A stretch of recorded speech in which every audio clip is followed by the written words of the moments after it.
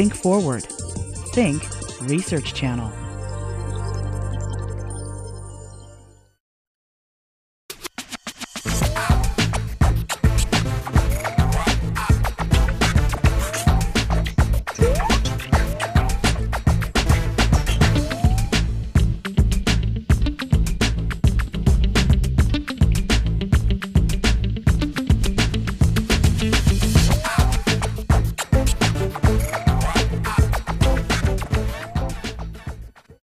Hi, I'm Manil Suri at the University of Maryland, Baltimore County, and today I'm going to be talking with Preminda Jacob, who is an associate professor of art history and theory. And Preminda has just written a fascinating book called Celluloid Deities, the Visual Culture of Cinema and Politics in South India, which has just been published by Lexington Books. So Preminda, it's a joy to have you here. Welcome. Thank you for interviewing me, Manil. So I thought, you know, before we really get into the book, if you can just give us, just in one or two sentences, what the book is about. Yes, well, the book is about giant billboard-size cinema advertisements in the city of Chennai in South India. And what's interesting about the whole phenomenon is that these advertisements are created both for the cinema industry and for political parties. Okay, that sounds great. Yeah. And of course, Chennai is Madras. It used to be Madras until some years back. You know, when you first approached me, I should just let people know that I'm actually a mathematician. I'm in the Department of Mathematics. So what am I doing? Interviewing you. Yeah. And one of the reasons is that I actually used to make these film posters growing up in Bombay, where I used to do these, you know, Bollywood-type film posters. Like this was one of the biggest Bollywood hits there has been. And this is also another one, which I'll show you. This has a heartthrob called Rajesh Khanna, and this is when I was 12 or 13. And you said you actually saw these while growing up in South India. Yes, that's right. And in fact, it's funny that you brought that up. I mean, first of all, I was so amazed to, you know, that you actually were also, you know, painting these images when that's exactly what the book is about these banner artists in Madras, Chennai, where, you know, who produce these giant advertisements, you know, many, many times bigger than this one, of course. But the fact that you actually painted them, and the one that you brought out, the one that you were very, you know, pleased with, is actually of the actor that I had a huge crush on. Well, not just you, but maybe half the people in India did. So actually, you know, it was amazing while growing up in Mumbai, Bombay back then. I used to actually wait for every Friday when the new hoardings, they're called hoardings there, these giant billboards, when they used to go up. And I used to just wait and see, okay, which actor is being painted. And the actual paintings that they did were quite fascinating. And I wonder if you had the same experience where you were. Were you really immersed into the film culture while growing up? Well, yes, like all young people growing up in India, you know, we would watch Hindi movies, and we would have crushes on the film stars. We would, you know, sing the songs from Hindi films, because all of the movies, all Indian films are musicals. That was like an absolute necessity. Most filmmakers are too afraid to deviate from that requirement of the song and dance and dialogue, kind of heavy. And I'll just throw in something. My father actually worked as an assistant to a music director in Bollywood, so, but go ahead. Wow, okay, yes. And so we would sing these songs when we would go on, you know, college bus tours. You know, so I think a lot of people, you know, it was very much a multi-sensory experience of cinema, both the visual and the sound. Yeah, and I think that cinema in India especially is something that's a common frame of reference for the whole of society. And, you know, I've written some novels, and that's been the big theme that really ties together everyone, all the characters in these stories. But I want to ask you how you came to this topic. I mean, were you fascinated by the art that you saw on the streets? Is that what led you to this? For me, I was immersed in a fine arts and art history background. And as you know, those two fields pretty much try to keep a distance from this sort of popular culture, entertainment, commercial culture. They didn't really think of it as art per se. But then in the 80s, there were a bunch of Indian artists who started to bring in references to street culture into their paintings. You know, the jostling crowds in railway stations, the tea shops with the greasy vendors and the steaming cups of tea and the gestures of people on the street. So that was one thing that opened my eyes to this. And then also art history itself, within the discipline, there was a sort of rethinking of the discipline and questioning these parameters between fine art objects and the rest of visual experience. But let me interrupt you and say that I think when you say Bollywood in this country, 5 or 10 years ago, people didn't know much about it. And now, this year especially, with Slumdog Millionaire winning the Oscar, I think suddenly Bollywood is really a big hit. And so people have started really looking into or becoming more familiar with this kind of imagery that you're talking about. But of course, there's a difference because you grew up in South India, and your book is really about the South Indian kind of posters and hoardings that are there. So could you perhaps describe what exactly you might see in a typical poster? Well, it's interesting that you said that, mentioned Slumdog Millionaire, because it's really a 21st century phenomenon that, that Indian cinema has become so big in the United States. And you were right. Prior to that, there was not that much interest in Indian cinema, and so Bollywood is really kind of the new phase of Hindi cinema. It's sort of like reinterpreted and taken on this sort of like persona as Bollywood. I'm sure, as you know, that when we were growing up in India, it wasn't really called Bollywood. No, it wasn't. It was called Hindi cinema or Tamil cinema. Right. And so Indian cinema was very much, it was distinguished by language group. Right. But also it was, maybe it wasn't popular here, but I think it was popular in some other parts of the world. And in fact, India produces the largest number of films in the world, which very few people in this country or other countries know about. But tell us a little bit about that too. Yes, exactly. And I also, when I first came to the United States, people I would meet who were from Africa or the Middle East or Eastern Europe or the Soviet Union, the first thing that they would, in terms of connecting with me was talk about Indian cinema. So you're right, it did have this huge following in other parts of the world, but not in the UK or America. So I guess one thing that that we could talk about is how the ads are different in if you compare Bollywood versus Tamil cinema.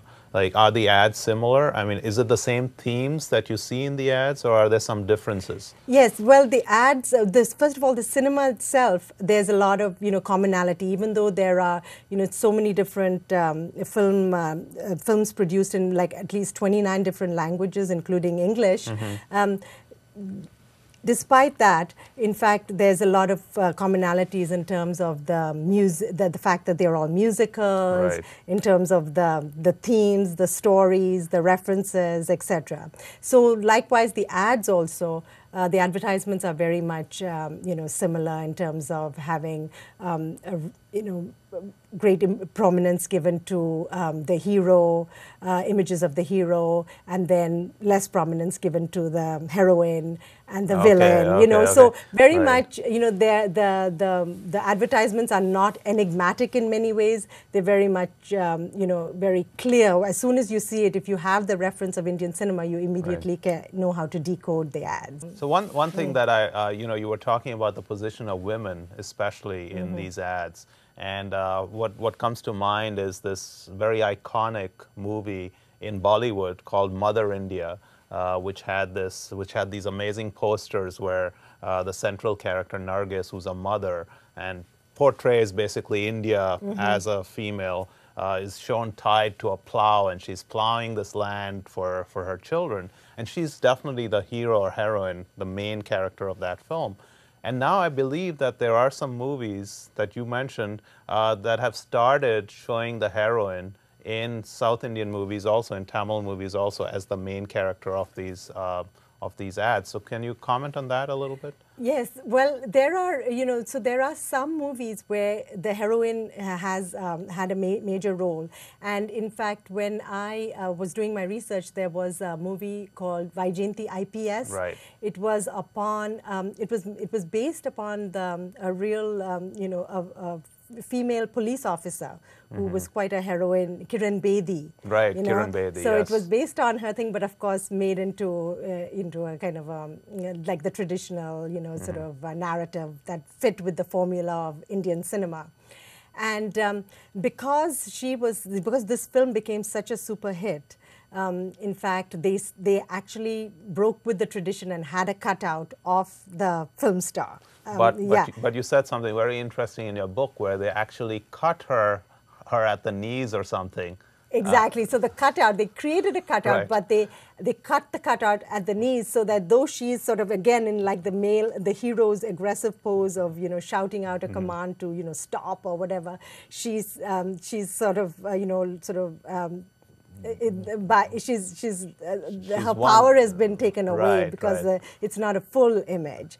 And also what you find is that while they celebrate the heroine's power and aggressivity, there were many ways in which they also include images of her being beaten Right, by that's- thugs, and so it sort of like brings it's so that the image of the powerful female figure is not too Right, too intimidating, alarming too or- alarming. yes, They actually yes, sort right. of like have different devices to bring it down. So that was one of the points that I made, that they actually try to keep with the Right. stereotype. But it's evolving, perhaps. But, Exactly. And actually, I would say that, and which you bring out very nicely in your book, is that even though in films you might not have the women cutouts and so on, in the other aspect of this book is how films relate with politics.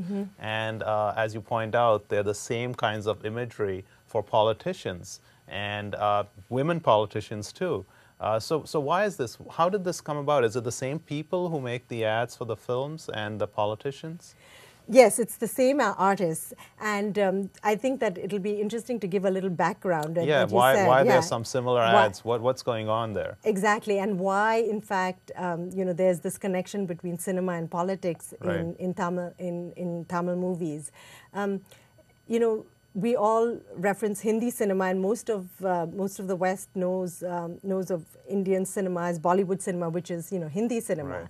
Right. But in fact, Tamil Nadu, in the state of Tamil Nadu, also developed, like many other states in India, developed their own film industry.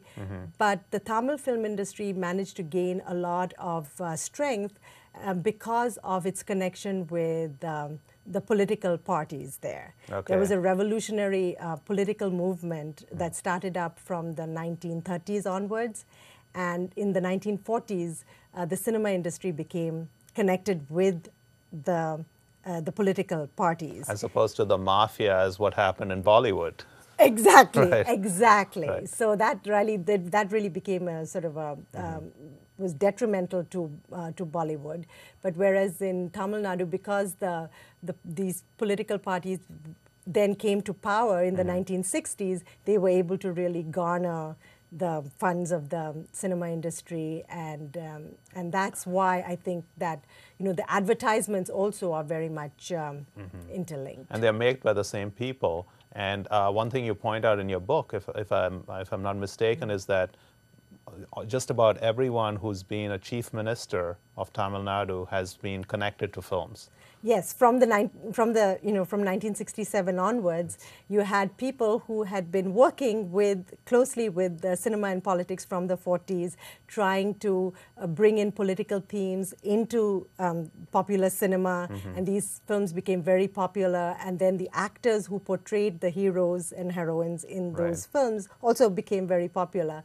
And so those people then, once the party came into power, it was known as the Dravidian parties. Once they came into power, then the people associated with them were very much also linked with cinema. Right. Yeah. And I want to talk about one particular politician. Her name was Jayalalitha. And I think, we were talking about women in these ads. Well, Jayalalitha has appeared in all her glory, in all sorts of manifestations in these ads. Could you tell us a little bit about that? Well, Jayalalitha was a co-star, so often of a very popular film actor called MGR, who was Right. associated with this revolutionary political movement. So when he became chief minister, MGR became chief minister of Tamil Nadu state, and after he passed away, Jayalalitha then tried to, follow in his footsteps as his protege. With Jayalalitha, what I understand is that the campaign with the Mother Mary pictures didn't go so well. That's right, and yeah, so exactly, because in sometimes when they would, when these politicians who were connected with cinema for their political campaigns, they would use their posters, their images as film actors and actresses in their roles to advertise, for political campaigns. But later on, once Jayalalitha had come to power, they started to create images of her as a goddess. It didn't have a connection with a particular film. I see. Yeah, Okay. so then she was shown as Meenakshi, who's a Hindu goddess, and then also as the Virgin Mary to kind of, appeal to the Christian constituents. Right. But that, as you said, didn't work. So how do people react to this, though? Because I think you point out in your book that there is this thing called darshan, where people actually go to temples and they get a look and they let the god see them and see the god in return. And in some sense, they make similar pilgrimages, perhaps to the actual statues of some of these leaders who have passed away or who are even alive. Yes. Well, darshan, it's a very basic form of worship in Hinduism, whereby you don't say that I'm going to the temple to pray. You say you're going to the temple to take darshan, Right. which is just basically to stand before the deity and to gaze at the deity and let the deity gaze at you. So there's this exchange of gazes, and also the whole idea of who is a religious figure is very fluid in Hinduism, so that Right. you can move from being, from image of a god, an icon, to that of a great leader, and then of course even maybe a film actor. So that has in fact happened with MGR, who was a revered leader of Tamil Nadu for about 10 years. Right.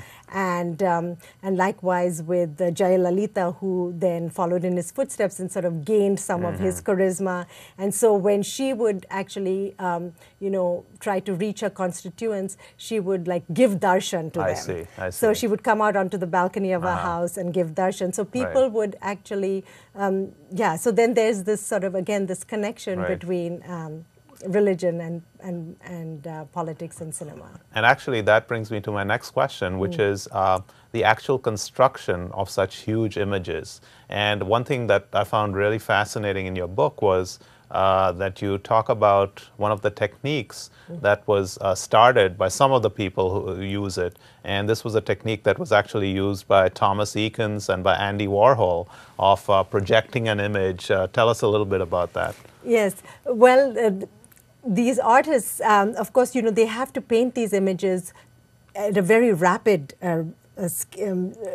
rate, because they are advertisements and they might get the commission, few days before the advertisement has to be, put up on location. And so you have a whole team of artists and artisans and, the business people, the people who handle the business side of the affairs, and carpenters all working together.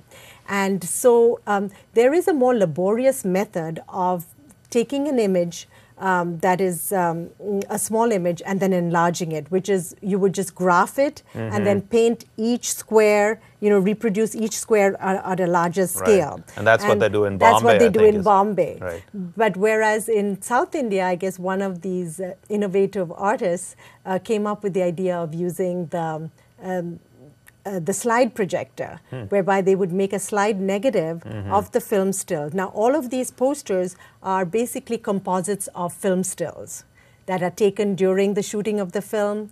They take images and then they are given to the artists, who then mix and match them and create compositions for the banners and cutouts. So they made slide negatives of the film still and then projected it onto the canvas. And so then by just, varying the distance from the projector to the canvas, you can, manipulate the size. And that's how they actually were able to very rapidly transfer these small film stills to a large scale banner or cutout. So that's, and I'm sure they didn't know anything about Thomas Eakins or Andy Warhol, but in fact those artists did use it. Thomas Eakins, a 19th century American artist, used this but surreptitiously, because at that time it was not, it was not thought of as correct, that, it was thought of as it was sort of lessening of the artist's talent, whereas Andy Warhol was very much interested in the whole idea of, copies and reproductions, and so he used it openly.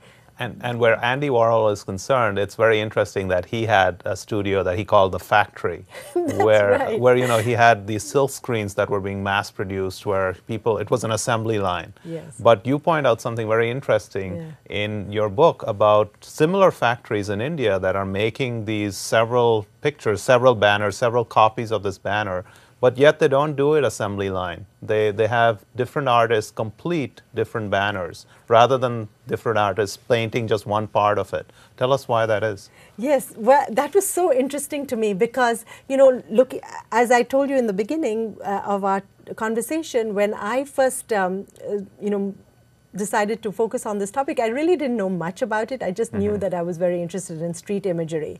And so it was while I was researching the topic and talking with the artists and visiting them in their studios that I realized they kind of taught me how to look at these works and how to discern quality.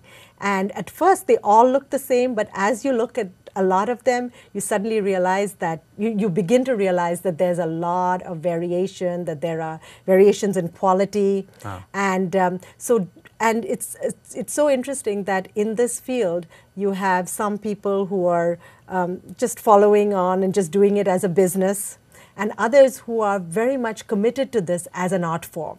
But the problem is, one very sad thing is that this whole era of these banners is really dying out, or has almost died out, because of the advent of technology. Can you tell us a little bit about that? Yeah, it was really interesting to me that when I went in to do this research about 15 years ago, this whole phenomenon was a flourishing industry. There were, many artists working in the field, and they were very confident that their particular technique could not be displaced by printing technology, because they were able to bring so much of vibrancy and color, also paint in such large scales, because it's like some of these banners are 100 feet long and 20 feet high. So, and the cutouts are likewise, about 40 to, and some of the ones of the politicians are 80 feet high. So how are you going to, match that in printing? Yeah, and also there's one other thing, they're the dollars, they're these little sparkling little things that they put on, so they can't match that either, right? Exactly, because they, like you've done in your painting, like you tried to create that idea of the cutout in your image right here, where you've got the banner and then you have this attachment. So it was exactly like this on the streets. You would have these wooden cutout attachments onto banners, and also these little plastic discs that were about an inch in diameter that were like attached with nails, and then they would would move in the breeze. And they're called dollars. They're called dollars. I don't know why they're called. I never could find out why they were called dollars, but they shimmer, and they had papier-mâché, built-up forms on these banners. So the artists were very confident that nothing could displace them. But in fact, with printing technologies like on vinyl, they were able to create 100-foot long banner advertisements. And so these, but though they cannot have cutouts on them, they actually have these very sleek looking advertisements that were first for multinational corporations, were the main patrons of that new technology. But then the cinema industry is always, looking for something new. And so they too then latched on to the new vinyl advertisements. And so that has really displaced the banner artists. And besides, in Tamil Nadu, because Jayalalitha, going back to her, her term as chief minister was really marked by a lot of corruption and her sort of excess propaganda of her images of herself as goddesses and these giant cutout images that populated the streets at that time really also had a negative political impact. And so that produced censorship of cutouts in Tamil Nadu, and so that really has displaced the whole banner industry. And this you hardly have any artists working in this field anymore. I guess the one glimmer of hope perhaps is that, as you mentioned in your book, that some Western places like I think you mentioned the Tate in England has actually started paying attention to some of this as artwork and have commissioned some pieces. Exactly. There was a huge show on the city at the Tate Modern where they had, representations of different cities around the world, and Bombay was represented. I remember going to that. You did see it? Oh, yes. I didn't see that show, but it was, apparently they had actually some banner artists come, and because of the, the presence of cinema in Indian cities, that was, represented there. And likewise, the Victoria and Albert had representation of banner art. Is there one final thing that you want to maybe say about, just tying all these wonderful things together that you've looked at in this book? Any image or any anecdote that comes to mind? Well, I think there are many that I can think of, and but I'll just recall one that, one image that stayed with me because it was while I was starting out my research. I had just arrived in Chennai. Of course, that's a place where I grew up, and I was familiar with. But of course, I was coming to the space as a researcher, and exploring a whole different part of my society that I was unfamiliar with. But anyway, I had arrived in the city, and there was a huge political rally. And as I passed by one of the meeting grounds, there was a giant poster of, I think it was about 40 feet square, of just the head of one of these screenwriters that I'd mentioned, Karunanidhi, who was then the chief minister of Tamil Nadu. It was his, rosy-cheeked face with his sunglasses, his, iconic sunglasses, and his curly hair and black hair and all that. It looked so fantastic, and I thought, wow, I should come and take a, image of it for my research. But it was too crowded, and I decided to just go on home and return the next day. And when I came back the next day, the image had disappeared. And so that kind of was, really a striking moment for me, because then I realized that there can be all of this effort and, work that goes into the production of this image, but it's not about the image itself. It's about the interaction of this image. It's about the way it plays out in society, the way it, the interaction with people, and that is where the true art is. And so that, for me as an art historian, that was a hugely educative experience. Well, that's fascinating, and I think the book is just filled with very fascinating anecdotes like that, and the analysis is amazing too. So it's been really fun talking to you, and I hope I hope everyone who's looking at this program will go out and buy this book, because I really think it's fascinating. And I want to thank you all for joining us today. I'm Manil Suri from the University of Maryland, Baltimore County.